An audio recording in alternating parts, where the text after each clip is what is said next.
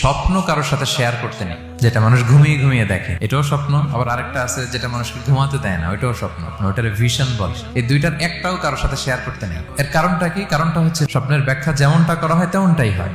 আপনি একটা স্বপ্ন দেখলেন, একজনকে একটা বললেন, সে হুট করে একটা ব্যাখ্যা দিয়ে দিল, ওইটাই হয়ে যাবে। এটা আপনার জন্য ভয়ঙ্কর হয়ে যেতে পারে। এক লোক এসে মুহাম্মদ ইবনে সিরিনকে বলল যে আমি দেখলাম আমার ছেলে পানি খেতে খেতে পেটটা এত বড় হয়ে গেছে। এই একই স্বপ্ন আরেকটা লোকও দেখলো, দেখে এক মূর্খের কাছে জিজ্ঞেস করলো। সে বলল সর্বনাশ, এত বড় পেট হয়ে গেছে, তোমার ছেলে তো মারা যাবে। ঠিকই কয়েকদিন পরে ছেলেটা মারা গেল।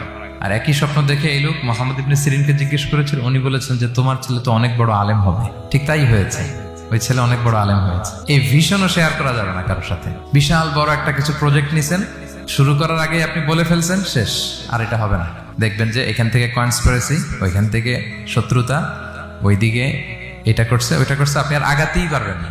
সো স্পেশালি যদি কোনো ভালো স্বপ্ন দেখেন, এট দ্য সেম টাইম খারাপ স্বপ্ন যদি দেখেন, এটা আপনি শেয়ার করবেন না কারোর সাথে। কারণ স্বপ্ন এটা কেবলমাত্র মন মস্তিষ্ক প্রসূত কোনো বিষয় না।